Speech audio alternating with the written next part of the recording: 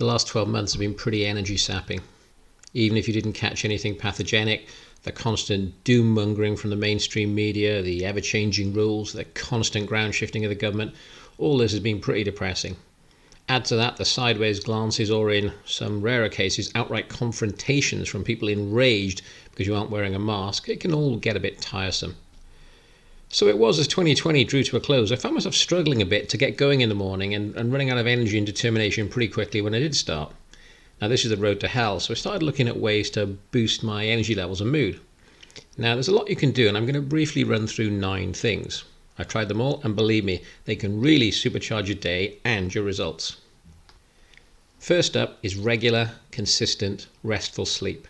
Now I know this sounds obvious, but there are a few things you can do to help. First, try to go to bed at the same time each night and get into a pattern. Don't use your smartphone just before you go to bed. The light can be pretty stimulating, and that's not great for restful sleep.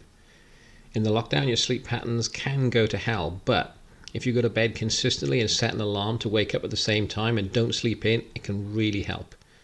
Waking up refreshed is the foundation we need to strive for. It makes everything else possible. Second, look at your caffeine and alcohol intake. This ties in with the first point, of course. Alcohol is known to interfere with restful sleep, and caffeine is, of course, a stimulant. I decided to try an experiment. I stopped boozing completely and cut caffeine out, although quitting the caffeine did take about 10 days as I was fairly addicted and I found it very hard to quit cold turkey. However, if you can quit these things, you'll be glad you did. I noticed a real difference quite soon after quitting coffee. You might want to try herbal teas or something. They don't taste great, but if you want something hot and wet in the morning, insert your own jokes, you might want to try it. Third was supplements. Low levels of vitamin D, B12, iron, magnesium or potassium can all leave you fatigued. So a generic vitamin mineral supplement can act as something of an insurance policy, and I'm sure I don't need to tell any of you the benefits of vitamin D at the moment.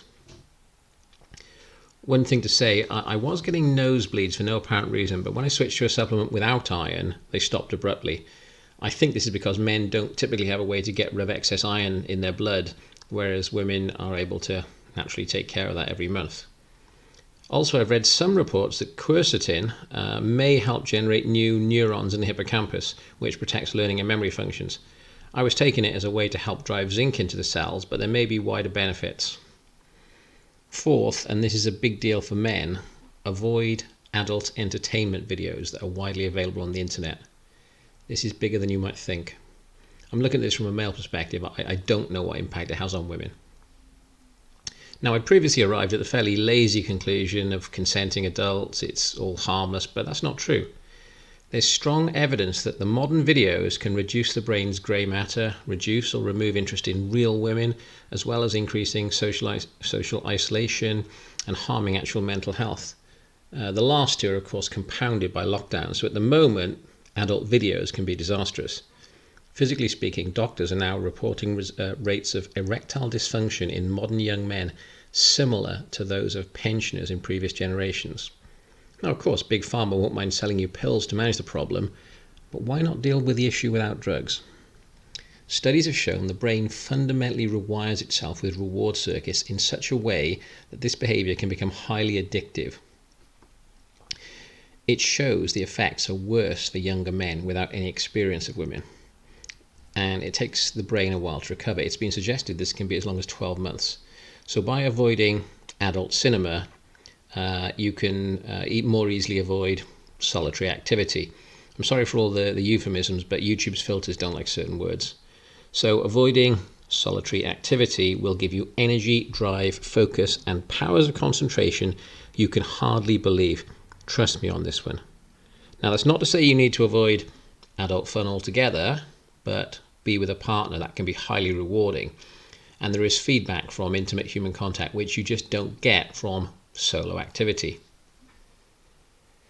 Next up is your diet. Now, we all think we know what a healthy diet looks like, and for the most part, we do more or less. But if you aren't doing it, do you really know it? I try and follow a broadly ketogenic diet, and that's meat and vegetable based without too much processed food. And with a little bit of planning, it's not too hard.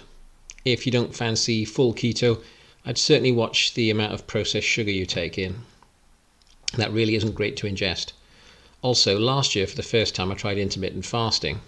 I thought it would be impossible, but after a few tries it becomes easier and easier. First time I tried it I got to 2 p.m, then 4 p.m, next time 6 p.m, and on the fourth attempt I made it a full day. The energy benefits are pretty astounding. Now I thought I'd be deficient and sluggish, but the opposite was true. I had energy in abundance.